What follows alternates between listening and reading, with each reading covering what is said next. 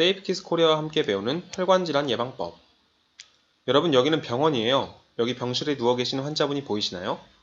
이분은 벌써 몇 년째 움직이지 못하고 누워 계세요. 주변 가족들이 이야기하죠.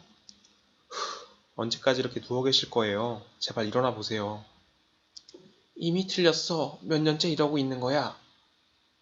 포기해. 차라리 죽는 게 더 편할 거야.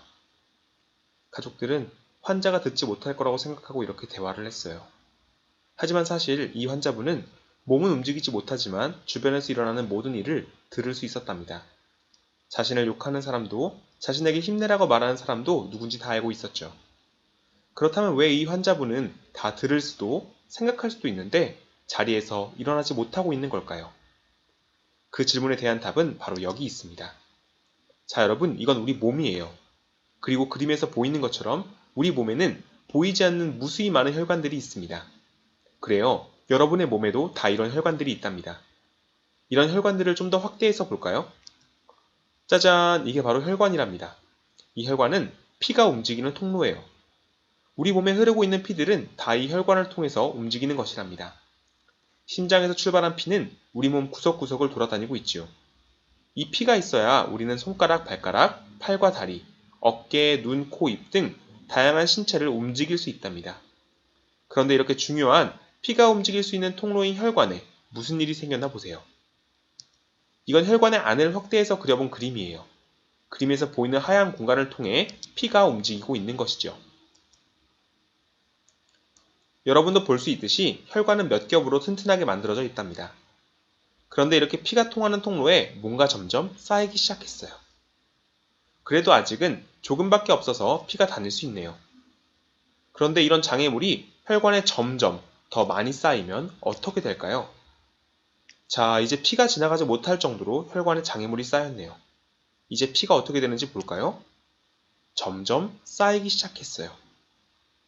이렇게 되면 혈관은 결국 압력을 이기지 못하고 뻥! 터지고 말아요. 이렇게 혈관이 터져서 생기는 문제를 우리는 혈관 질환이라고 부른답니다. 이런 혈관 질환은 무시무시한 결과를 남겨요.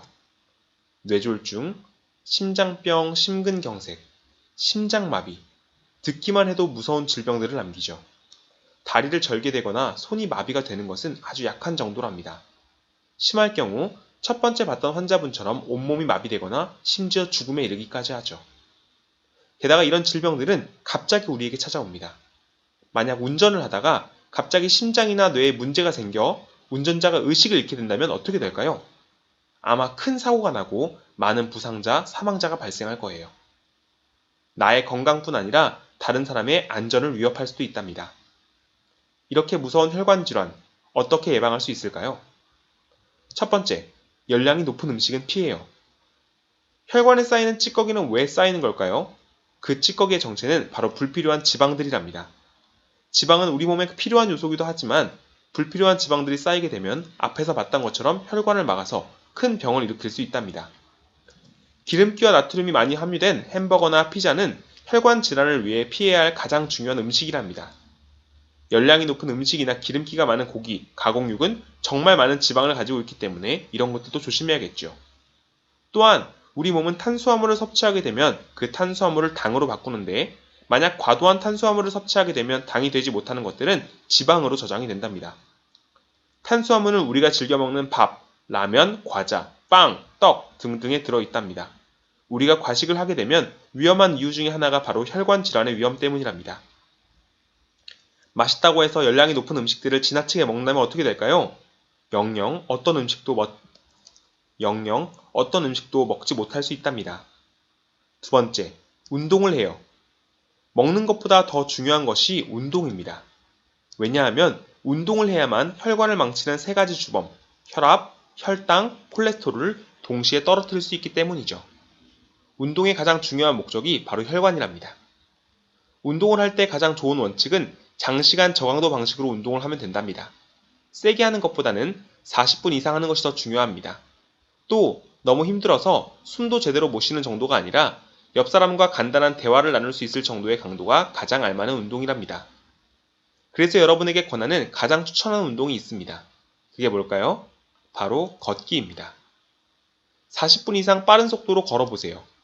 여러분이 매일 8,000걸음 이상 걷는다면 여러분이 하루 3번 먹는 식사의 모든 혈관 속 찌꺼기를 태울 수 있는 운동을 하는 것이랍니다. 여러분 잘 배웠나요? 우리 매일 열심히 걸어서 여러분의 혈관을 깨끗이 유지하고 무서운 병들로부터 건강을 지켜갑시다. 3살 버릇이 여든 간다 라는 속담 알고 있죠? 지금 바로 시작하세요. 좋아요와 구독을 꾹 눌러주세요. 다음 시간에도 좋은 정보로 돌아오겠습니다. 여러분 그동안 안전하게 생활하세요. 안녕!